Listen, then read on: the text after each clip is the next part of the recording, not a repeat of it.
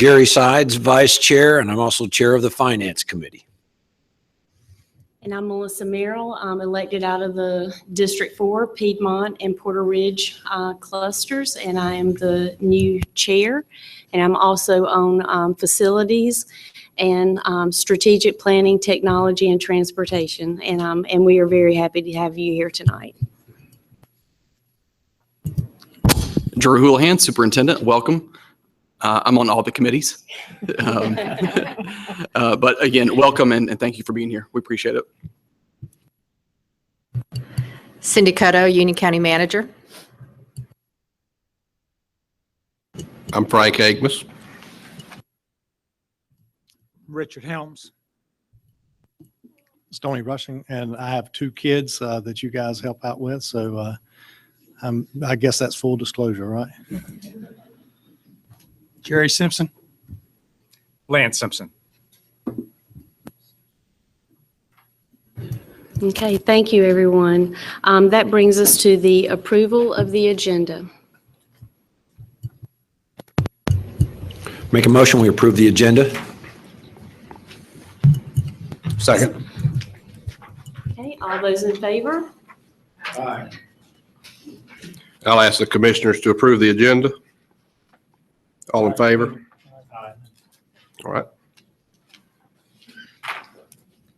Okay, next we'll have the demographic student information and overview of the anticipated process for engaging with Dr. McKibben.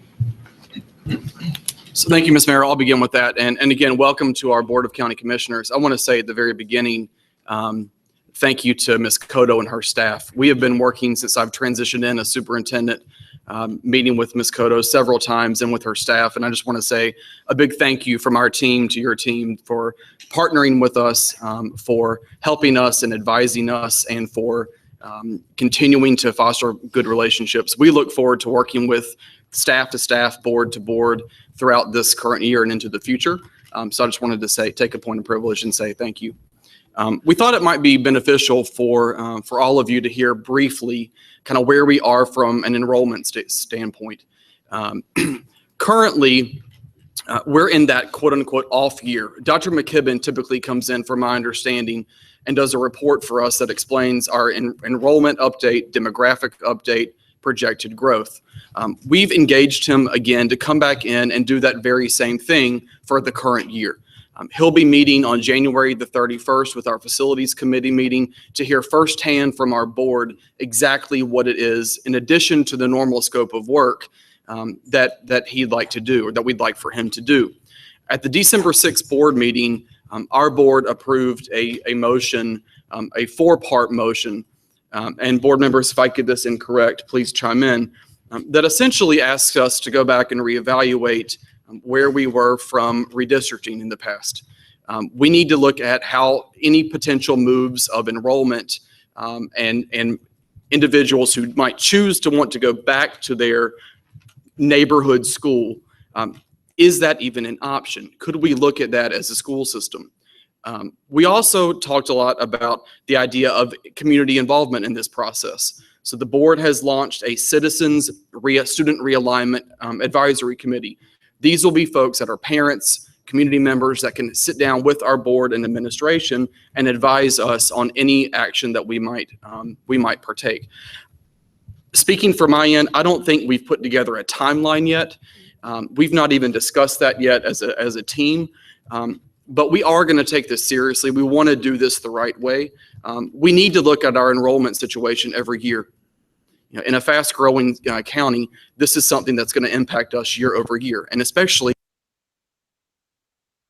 So, Ms. Hines went out a brief overview as to where we are with our current enrollment. I think that Dr. Houlihan's taking care of it fairly well. One of the first things that we're going to need Dr. McKibben to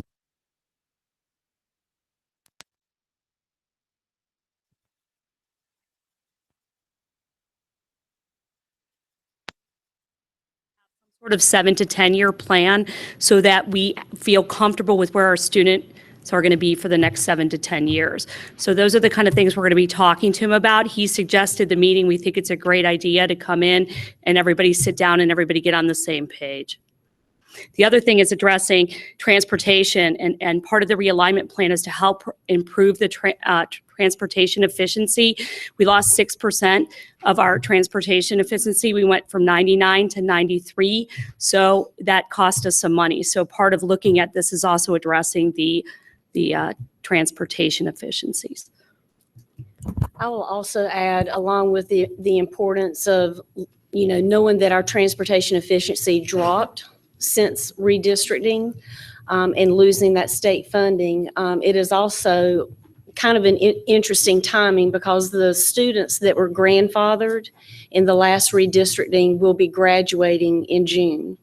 So now that those students are going to be transitioning out, I think it's perfect timing that it's time to talk to Dr. McKibben again, and it's perfect timing for us to look at how we can improve transportation. We have a new director who joined us in July, and I think he will bring a lot to the table when our facilities and our board is meeting. So we just think it's perfect timing for everyone, especially with the last round of students that were grandfathered. They were 9th graders. They are 12th graders today, and they'll be moving out in June. So it's just good timing. So we'll be glad to take any questions. This is just an FYI as to kind of where we are in case you've had constituents that have asked you, but we thought it'd be nice to just brief you on that situation. Has there been any discussion of allowing children to go to a school maybe near their parents' work or with their own transportation if a school's under capacity, allowing any of that to happen? I know there's a lot of parents that would be interested in doing that for whatever reason. Maybe the school's closer to work but it's under capacity. There's plenty of room at that school. Is there any discussion of that at all? There hasn't been any discussion of that yet. There are transfer policies that can be taken into effect for stuff like that. But I assume once after we put children closer to their neighborhood schools, that's something that we could possibly take a look at that time. Any other questions? Comments? Okay, well, we will move now to item number 5, Union County School Bond Project Plans and Timelines. So if everyone will look at the second page under the agenda, I believe it's a chart that looks like this. It's kind of color coded. We've taken a look at the 7 projects that are part of the bond that was passed in November. And our team and the facilities committee met to review what would the priority be from project to project in terms of the 7. When would we start the design, and then what would that look like in terms of how many months would we project that to take? Of course, all contingent upon the approval from the Board of County Commissioners on the funding of that. And so this is a one-pager that kind of gives a draft narrative overview of the scope, as well as the projected timeline that our board approved at last week's board meeting. This also falls in line with item number 6, which is on the county side, the financing end of it. So this is at a glance, the 7 projects, our priority list in terms of what should be funded and begin first versus what should be taken care of 7th. Ms. Heintel, would you like to add? I think that about covers it, but you'll note that everything begins within a 6-month period. So even though we've ranked the 7 projects by order of how they start, it really is a very tight time frame to get them all going. The biggest project is the Sun Valley project, and of course that's the one that's going to take the longest time to be completed. It's about $24.5 million of the total $54 million bond, so that goes out the furthest.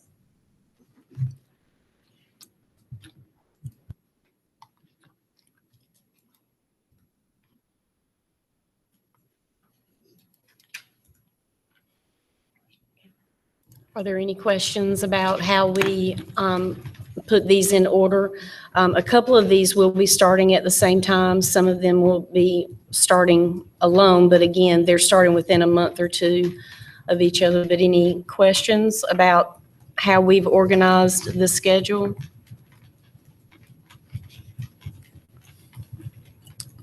Yeah, the only question I would have is with Sun Valley, there is a vast range of projects within that Sun Valley project. Will all of them be undertaken at the same time? Cafeteria has always been identified as a real priority. Is that something that could be taken care of sooner than later? I mean, how did you come up with it? We did discuss that at the facilities committee, and that is something that we're looking into. We agree that the cafeteria is a particular problem given its core capacity right now. And it's something that we're going to continue to discuss as the architect goes through the plans to see if there's things like the cafeteria and other things that we can start sooner than the other ones. But we hear you. Absolutely. Stoney. I noticed at Porter Ridge, you have, again, we're still removing the mobile classrooms. With that being an area that looks for anticipated growth, are we going to remove them completely or just leave them remaining on campus in case they're needed in the future? What's the plan with those? My understanding is that we have to remove some of the MCRs because that's where the addition is going to go on to the building. But I don't know what the plans are and where we're going to move them. But you raise a good point. That continues to be a high growth area in Union County. So maybe we'll just move them somewhere else on the site. But I don't think any of that's been decided. Pardon? I said I would agree with that. I mean, we'll have to evaluate it. It is a concern of mine just because of the high growth. And so, again, as Ms. Heindel said, a lot of that land is going to be where the new construction would go, the add-on. So as long as there's enough room on that piece of property to then move those MCRs, I don't think administratively we'd have an issue with that. But I don't know if we're quite there yet. But it's a good point. But it's definitely something on our list of things to consider.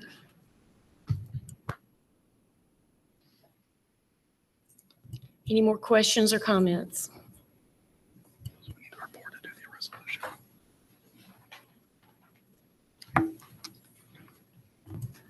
Okay, Dr. Houlihan, do you want to move on to the next document, approval of the resolution and Sure. speak to our board along that since they received it a few days ago? So for our board, we have a resolution in part of your packet that was sent to you last week.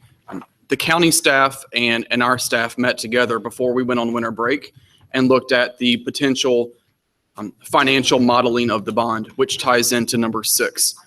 And so this is a resolution that has been reviewed and vetted on both ends. The numbers that you see here are a percentage of each of the 7 projects' full budget. And so what this does is this begins the process to allow us to say, this is the funding that we need to get these projects off the ground, to begin the bid awards, to begin the design. It does include soft cost, but as the BOCC continues to segment the different costs along the way, all of those soft costs will be included as well. But this is just the initial funding. The county has asked that we consider this resolution. I've asked that our board consider reviewing it tonight. And our staff is here as is there to answer any questions. Also, just for everybody who was looking on the county's packet of slides, on page 9 or slide 9, this matches up with the 2 line items on their slide as well. If you add the first thing and the bid award together, that they match. And Ms. Cotto, correct me if I'm wrong, and I believe the idea was our board would need to approve this resolution before the Board of County Commissioners could consider any action. That's correct. I'd like to make a motion to approve the resolution we have in front of us. Second. Okay, all those in favor? Aye. And the motion passes. Mr. Yates, our Executive Director of Administrative Services and our CFO, has put together a PowerPoint presentation that I believe was sent to you all on Friday. And he's going to go through that presentation. And Jeff, I don't know if you have a preference, but usually Jeff is more than happy to take questions during the presentation if you have any as we go along. Absolutely. Do you have any questions? Feel free to stop. Make sure we have everything functioning. There we go. Perfect. Okay, so as Cindy mentioned, my name is Jeff Yates. I'm the CFO at the county. It'll be our job to operationalize the funding request that you just passed. So what I wanted to do tonight is talk through a little bit about the process of how the bonds come about, how you get to the point where you can spend, how Dan can pre-audit the contracts, kind of now that the public's adopted it, the now what issue of, okay, we have all this great approved bond capacity, but what do you do with that? So for tonight's discussion, we're going to talk about the process for appropriating and spending, the appropriation plan, what the cash flow plan looks like, and then kind of what the next steps are in the process. Jeff, sorry to interrupt you. Could you make sure your microphone's on so the folks at home can hear you? Screen. So, okay. Sorry. So what I wanted to talk about through that process is, again, kind of going back, is the appropriation, how the appropriation flows versus the cash flow plan. Because I think there's a little bit of confusion when you talk to folks about how those bond funds are going to flow to the schools to allow you guys to do the projects and build the projects, and how the county is going to afford it, how we go to the bond market to access those funds and actually put into place what the voters approved. Because if you remember, the referendum was about authorizing the Board of County Commissioners to issue general obligation debt, which is tax-backed debt, for the purposes of building, in this case, building about $54 million worth of school projects. If you remember, there's also a library in there, and there's also SPCC projects. So that's kind of what was authorized by the voters. So I think it's important in this case to note that there's a difference then between appropriation and cash flow. And I kind of gave you, it's a two-step process. The appropriation, as you adopted tonight, that resolution, and I'll show you where that fits in just a second. But when you're looking at appropriations provide the legal authority for you to go ahead and enter those contracts. You've heard Dan talk about pre-audit.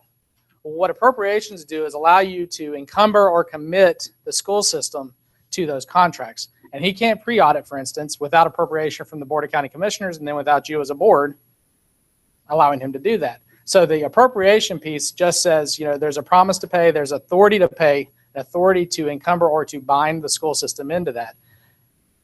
Appropriation can be done with anticipated revenue. So when we go in a few minutes, we talk about the next steps, what you'll see is the Board of County Commissioners will need to also appropriate that funding to you as you requested tonight. That allows them then to estimate the bond funds, say we're going to go and issue the bond funds, and then allow you, based on that estimated revenue, to spend. Okay, that's different than cash, because we'll talk about cash in a second. But that's the legal authority. So appropriation really deals always with legal authority, not necessarily with cash. You don't necessarily have, you should have cash in the bank for appropriation, but it really deals with that anticipated or estimated revenue component and then the legal authority to do that. Now, when you talk about cash flow is actually where the rubber meets the road, where you're going to issue those contracts, you're going to get bills in for those. The process generally works that Dan will issue checks. He'll send us copies of his checks plus the invoices. We'll compare those to the what we have as approved by the Board of County Commissioners, and we'll wire the money back to the schools, usually within a day or two, Dan. It's pretty quick. We make it a priority to try to turn that around and wire the money back to the schools to be sure that you're not out any cash while you're waiting to do that.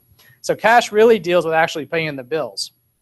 And in this case, the capital assets are the capital expenditures which you're going to make with that cash. We'll go to the bond market at a later date and reimburse. So the county is going to use the pooled cash of the county to make those initial payments to allow you to move forward with those projects. The appropriation process starts with that initial appropriation of design funds, as your resolution was tonight, $6.2 million. And that allows you to move forward with the design and soft costs. And this is in accordance with your schedule. Now, the step from beyond that will be that the Board of County Commissioners, I assume probably at their next meeting next week, this item will be on their agenda for consideration, and then that'll move forward with the appropriation. It's anticipated then that you as a board will, as a school board, will make the rest of that request, the second tranche, if you will, of $47.4 million in that FY 2018 budget request that you'll have in about April, May timeframe. I believe your calendar calls for it to be right around May 1. So that's the appropriation process. Once the funds are appropriated, from your perspective as a board, you can go as fast as you need to go based on the amount of appropriation you have by project. So in this case, all that design and soft cost all the way up to July 1, once the Board of County Commissioners has made that appropriation, there's nothing to keep from a financial perspective to keep your staff from going ahead and issuing those contracts and going through that design work. So that should get all the barriers, financially speaking, knocked down from the county's perspective on you moving forward with that. And again, the process will work as it always does. The staff from UCPS will send us the bills and request for wire, and we'll send the money over. We'll fund that out of pooled cash. Then when it's appropriate, based on our cash flow plan in conjunction with all of our other capital that we do, we'll go to the bond market and issue general obligation bonds. And we work with the LGC to do that, the Local Government Commission, and it really keeps us from having what carried interest or having to incur interest cost when that money, you're still in design phase and doing those other things. So we'll try to maximize and reduce the cost as much as possible going through that process. Cash flow planning absolutely minimizes that borrowing cost. And I think that that's an important component because in the past it was growing so fast. For instance, you had short-term borrowing because the county couldn't keep up with the growth that was going so fast. And in this case, we are able to go ahead and use the pooled cash to do that and reduce that or minimize that cost for the public. I just want to talk real quick about how then once the bonds are issued, it's anticipated that the county will fund that debt service. So this is the tax rate comparison. You'll hear us talk a lot about a smooth tax rate. So that means that we try to cut the peak off. If you'll look at this table, let's see if there's a light on here. Yep. If you're looking at the very top, if everybody can see the part, there's a peak where it says 2.11 cents on this table. That's the high debt. That would be the highest tax rate you would incur. So the idea of a smooth tax rate is to level the tax rate over those first few years so that you have the lowest tax rate possible without having a peak year. If you were to, and you can see it clearly on here, if you were to issue the debt and raise the tax rate just in time, then you would have 5.3 million you would have to have the tax rate for, and that going back is to about 2.11 cents. But in this case, we're able to keep 1.6 cents, and this is only the schools portion, 1.6 cents going out through the first few years. And you can see that actually doesn't come back together until about 1.39. So all of that keeps the tax rate as low as possible. And this is the estimated impact by year. That's for informational purposes. You've seen this. This is the same information that we provided originally related to that. Real quick, your appropriation by project. This is a table. This is just some tables pulling together the information that Joe and his staff provided to us. You see your transportation facilities, and this ties to what you're requesting tonight. This is a little bit different breakdown. As was mentioned by Ms. Heintel, you can see that about 6.2 million in the design and bid award. Then the remainder in construction, move-in cost, and post-occupancy cost. So this is just informational for both boards. This is how we anticipate the cost breaking down. It's interesting to note that when we go to the LGC, we won't be able to issue the debt on each of these components until we have the construction bids in hand.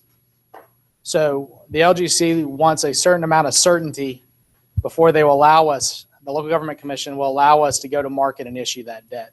So probably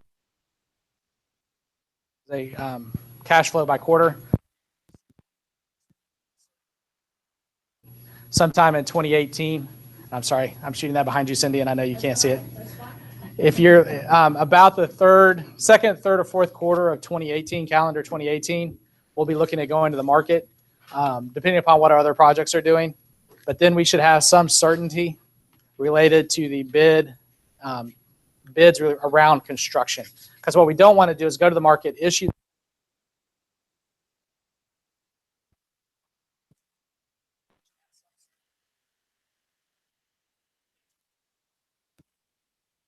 to be sure that even if a construction bid comes in higher than anticipated, then we can deal with that at this point. But once we go to market and issue that debt, we're kind of landlocked into that process.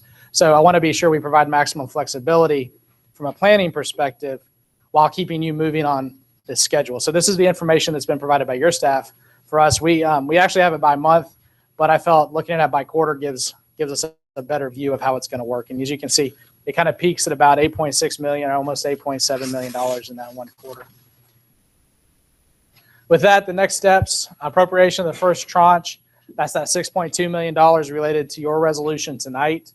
This will schedule on the Board of Education. Monitor and analyze the cash flow to determine the appropriate timing. as you'd imagine. So we have a good handle on where we're going to be and how much we need to keep for operations and those kinds of things. So we'll be continually monitor that, and then we'll go ahead and start the process with the LGC. Again, all of that from your perspective goes on behind the scenes. So after you've appropriated and the board of county commissioners has appropriated the money to you, there's nothing to keep you from moving forward with that as far as your appropriation goes. All this will go on in the scenes back behind it to be sure there's cash in the bank when you actually, when we go to cut those checks. The BOE then it's anticipated the second tranche of that funding will come through the 2018 budget process.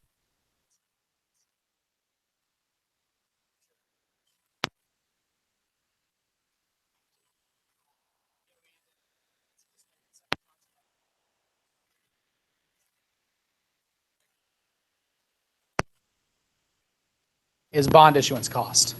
We have to pay the LGC.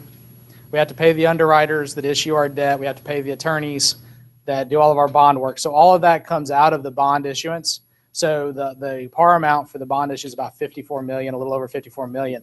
The project amount of the project funding amount is the 53.6, give or take. So that's the difference. When you see this slide and you see that total at 53.6 million, that's why that's a different amount than the 54 that you see in the borrowing cost. And that's rounded because it depends on market conditions, and there's a lot of factors that go into this, which we'll know. So with that, I know I kind of went through it, but I was told to keep it short because I think there's a football game on tonight, is what I keep hearing.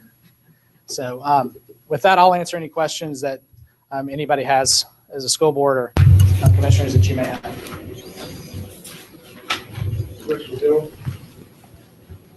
Jeff, I have a question. How much, if any, of this collection of projects will we pay sales tax on? With the new sales tax rules, that's a very good question.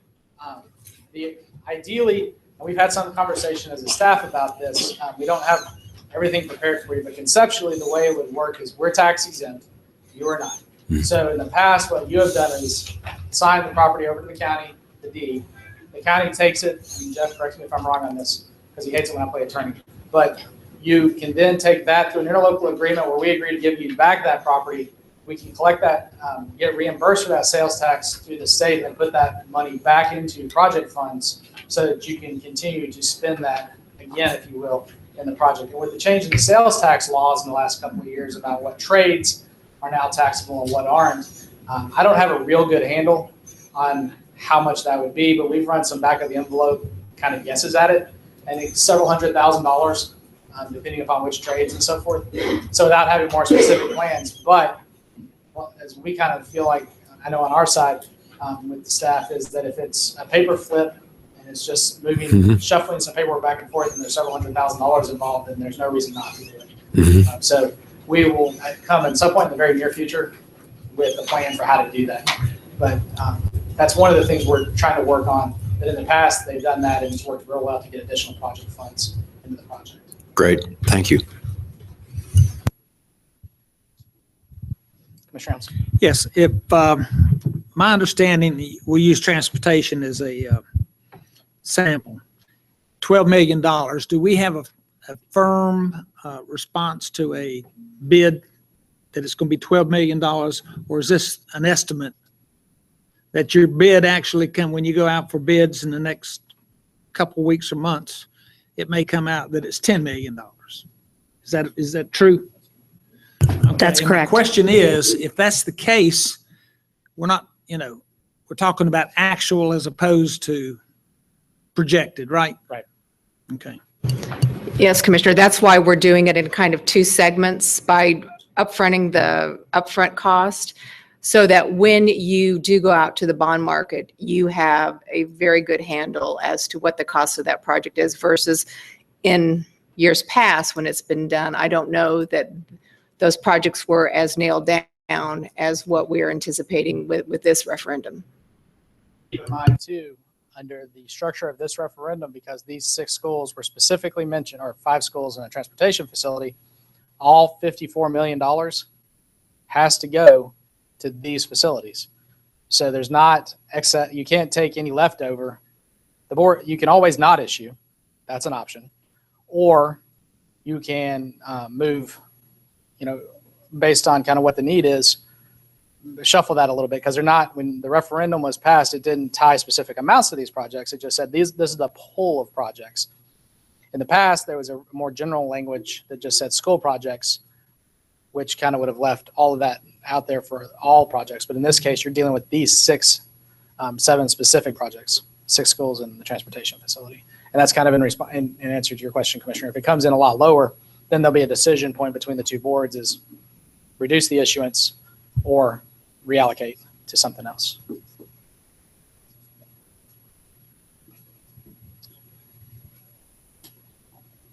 Are there any more questions or comments?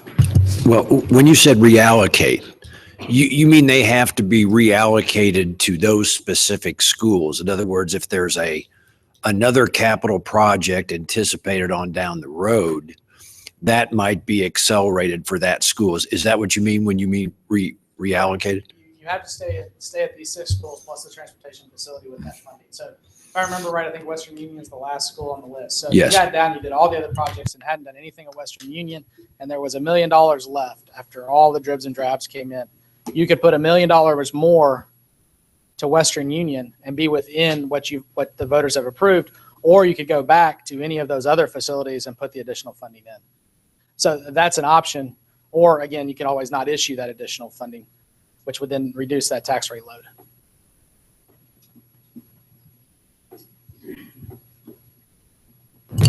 Any other comments or questions? If I just may, for clarification purposes for the Board of Education as well as my commissioners, on the board agenda for the 17th, there will be a CPO on the agenda for the $6.2 million to,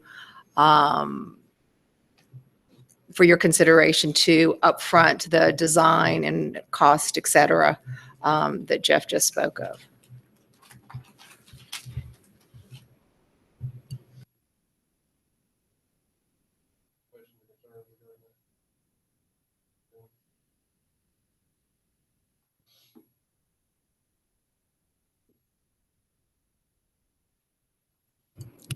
Okay, I think, yes, thank you, Mr. Yates. And that brings us to number 6, bond issuance appropriation schedule to be presented by the county. Oh, sorry about that. That takes us to the charter school funding.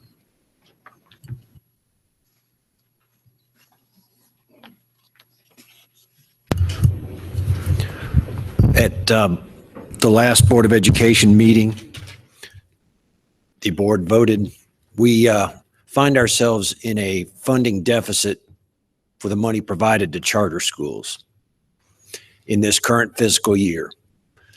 As you recall, the local funding follows the children. And as they are reported through Union County Public Schools Finance Department to the county, we are, of course, responsible for paying them their due funds, rightly so. We find ourselves in a deficit. There's a sheet in your packet, a deficit of $2.5 million, 8,000 and change. We are proposing, in order to meet that obligation, that money that we had previously budgeted 2.7 for the replacement of teacher and administrators' laptops be transferred instead, with your permission and concurrence, towards that charter school funding obligation. So we are basically going to run out of the budgeted amount for this year, this month, so it's imperative that we address this tonight. Charter school growth in the county will be a continuing issue that we will, I assure you, as chair of the Finance Committee, scrutinize as closely as possible in our next budget. We have 2 new charter schools this past year. We have a total of 15 that Union County students attend in both Union County and Mecklenburg County, and probably other counties as well, right, Dan? So it is up to us to meet that obligation as the way the law is written. I think that figure this year will be just slightly over 6.3 million in total dollars that will basically flow through UCPS to the various charter schools to meet those obligations for those students. And that number, like I mentioned, is going to grow with Union Academy's expansion and newer charter schools adding an extra grade each year as the children age up. We anticipate this to be an even larger number in next year, and we will budget accordingly. So we are going to ask the commissioners to transfer those funds in order to meet our obligation. And I will be, or Dan or anyone will be glad to meet any questions you might have.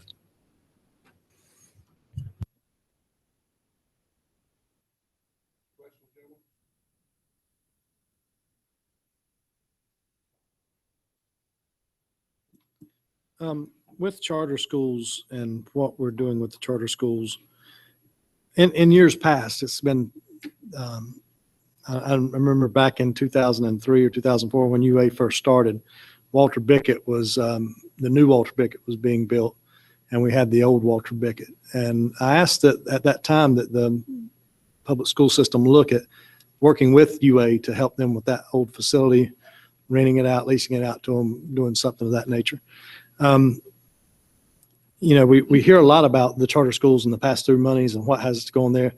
This is something that we really do need to spend some time on and work with each other and the charter schools, because they are helping us out in one sense of taking that many children that we don't have to build facilities for ourselves, and you know, educating those children. But you know, when we look at the facilities that they need, the equipment that they need, things like that, I do hope we'll have a better working relationship between all three of these entities: the charter schools, public schools, and the Board of County Commissioners. Our children are not in charter schools, but you know, CATA, we have a student in CATA, and it's almost like that type of mentality, you know, the magnet schools and the things that offer families an option and choice. And so I would hope that everything that we do would be toward a better working relationships with these entities. I'll make one comment. So I'll just say from an administrative end, you know, our team is positioned to do that. You know, I went and I told our staff I've spent a half day in my first month at Union Academy, you know, because my position is if we have charter schools that are quote unquote taking our kids, you know, for me, these are all Union County students. If you live in the county, this is about Union County. And my position from an administrative standpoint has been if we have charter schools that are wooing parents and families to them, I want to figure out what they're doing better than we are. You know, I'm a competitive guy. And so I want to figure out what are you doing that's better than we are, so I can get you back. So I can go back to my school. And I'll tell you that the charter school directors that I've had conversations with, they are on board for working with us from an administrative standpoint on those kinds of partnerships to make sure we're all on the same page and that we're doing well by all of our children. I'd like to follow up with that and just say, you know, we're here for all the children of Union County, and sometimes it's not that they're really doing better, it's just they're doing something different, and it fits some families better, just like homeschooling fits some families better than others. And you know, our main goal here is that we work to bring businesses here, to bring economic development in Union County, and these schools help. The charter schools help. There's some people that like the idea and the concept, and if you get a gentleman that comes here or a lady that comes here and they want to start their company here because there's a charter school that their child can go to, it's not anything that you're doing wrong. We have excellent public schools. It's just some families are different. Some people want a different product. Some people like iPhones. Some people like Google. So it's nothing bad that you're doing. I think you guys are doing an outstanding job educating our children. We just, you know, we just don't need to have any adversarial relationships with any group and look at Dr. Walters over at UA, a great lady. I think a lot of people have respect for her and what she's doing. It's just, again, it's not anything personal.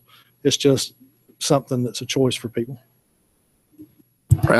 I'll make one more comment on that one. I agree with you 100%. I think maybe using the word different is probably a better option because my whole point is about learning together. That if we have charter schools that are doing great things, we're doing great things. We even talked about how do we have mutual staff development? How can we work with them in a more collegial way? So the spirit of that relationship is there.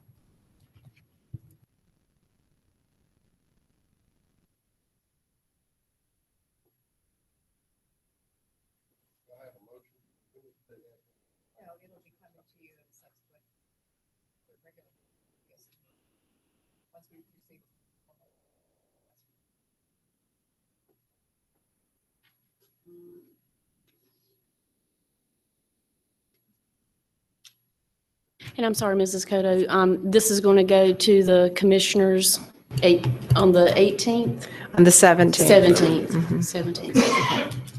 17th. Have we received and I should know this and I don't, have we received a formal request from you all, or was this the formal request this evening?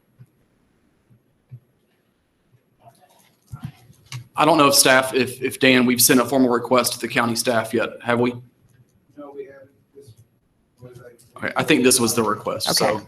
If we can get just a follow-up to that with the specifics, and then we can place it on Sure. our board's agenda for the 17th for consideration. Okay, we'll get it to you.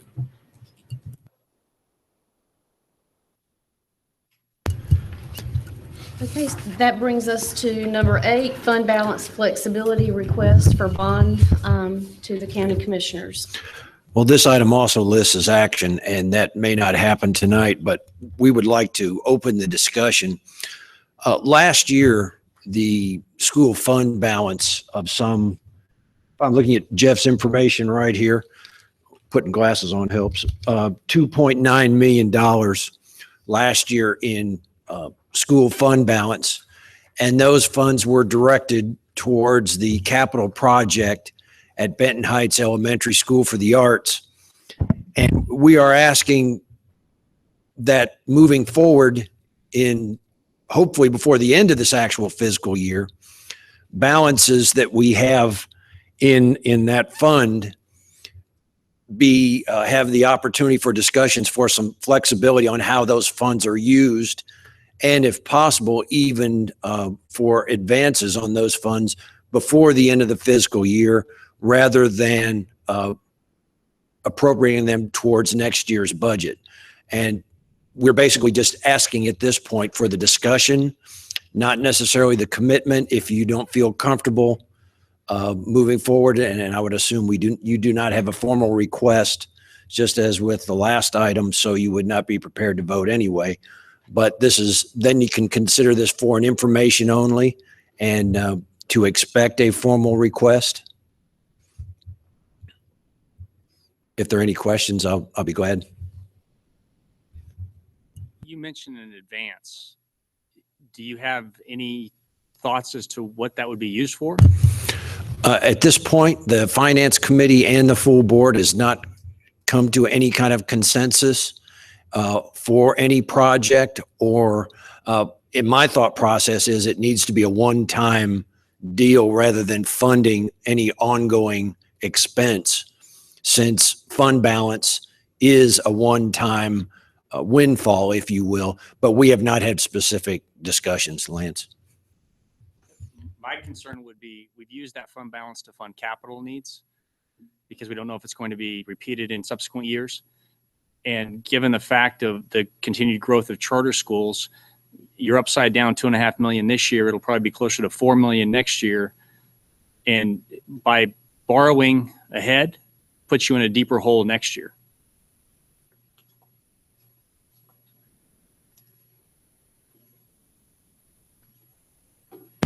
Well, again, I certainly understand the thought of the timeline. If we could have flexibility that it not be tied to a specific capital project, just as you said, it may be ongoing funds needed towards charter school funding or anything like that. But if the Board of Commissioners does not feel comfortable with advancing before school year and feels more comfortable moving into next year's budget, so be it. Just to be the request that's coming before you is for next year, is funding flexibility on the fund balance. It's a lot of fund for next year and going forward, not in advance for this year. Our motion and what the board passed was asking for flexibility next fiscal year. He mentioned an advance to this year, though. No, that's not what the motion was.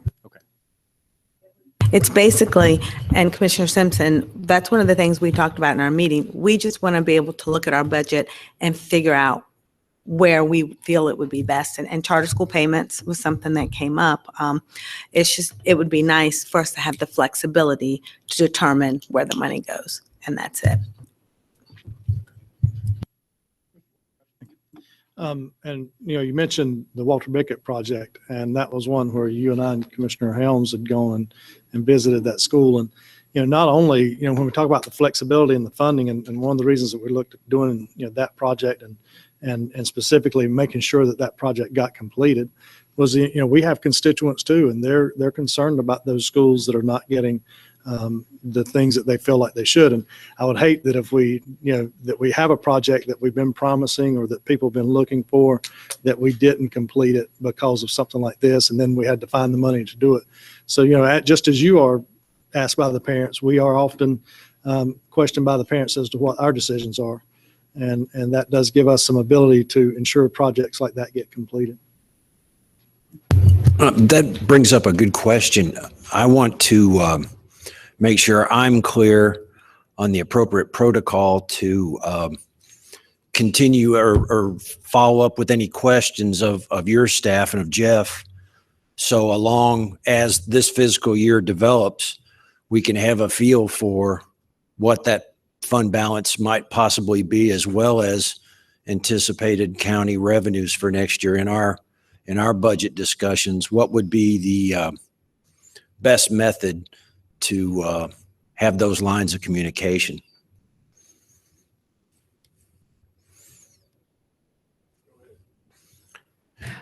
Well, my suggestion would be on a staff-to-staff basis. I think is the most appropriate means, because we just finished our audit for fiscal year 16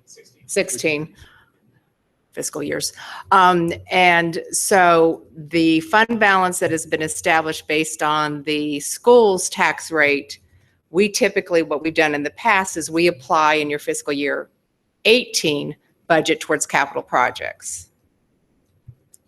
Because we have the tax rate, the way it was formulated is about $13 million has been set aside, so to speak, for capital within the BOE's budget. And then we make up the rest through fund balance, the one-time monies. The audit that will be done for fiscal year 17, you usually wouldn't see till fiscal year 19 is how we've worked it for the last couple of years. So one, I'm trying to clarify as to when you're asking for an advance as to. We're not asking for an advance. Okay. That was I'm just but asking we're how asking we- for yeah. from a budget flexibility. perspective and going so into no fiscal year advance. 18. But I would think that it would make sense that the superintendent could have a discussion with me as to what the desires of your board is. And we could, or what those numbers were, and we're more than happy to provide that information, because once the audit is done, we feel very comfortable as to what that number is. Prior to that, it's really an estimate on our part, and usually we're pretty close. But once our audit is done, is we know exactly what that fund balance amount is. I would agree with Ms. Cotto. Our two staffs have a great working relationship. We're going to continue that. And so I think as part of our finance committee, you can expect follow up on those kinds of questions when that committee meets, and we'll continue to meet and plan accordingly.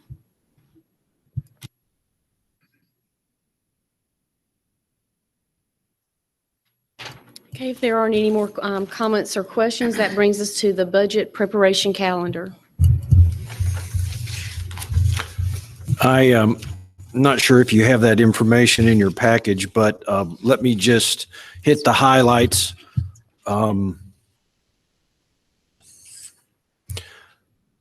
We will be having a series as the time draws near intensive finance committee meetings.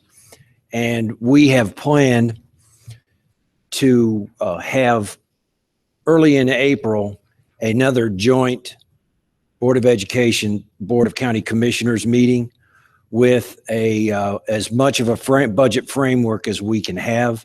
One of our challenges, besides the charter schools, is what the General Assembly is going to do as far as teacher pay and benefit changes, because we have to plan accordingly for our locally funded in personnel.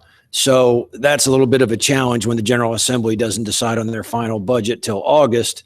We have to submit ours in May. So that makes it real interesting, as I'm sure you face some of the same challenges. But did want to give you a feel that we do have a commitment for another joint meeting in the process. We have also, unlike the past, set an aggressive final delivery date, and by statute required to be delivered to the county by May 15th. Our goal is to deliver that May 1st, which I believe is the same night of a county commission meeting, and have a very smooth process. So we'll just wait for staff to fill in the blanks as far as a meeting date in April. We were just hoping that would happen before our April 18th work session. I know that our board is certainly appreciative, as well as our staff, for your commitment to get that to us much sooner than what you have in the past. It will certainly make the budget process much smoother on both of our parts. So I know that this board certainly is in favor of that joint meeting early April. And again, we appreciate your willingness to get that to us sooner.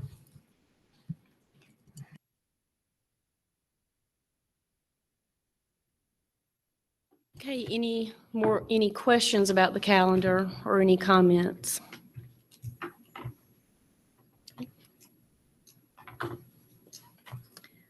Okay, well, that actually brings us to number 10, unless there are any comments. Okay, then I will, yes. I'd like to say that, one, we appreciate, I think all the commissioners appreciate the opportunity to get with you. Also, very important is, I know that there's more communication between this board than it has been in the last 4 years. We all individually hear from respective board members, and I think we've got an opportunity to have the best working relationship we've had in years, and I appreciate very much your intent. We had conversation about that just before the meeting, Melissa, and so thank you very much, and I look forward to working with you.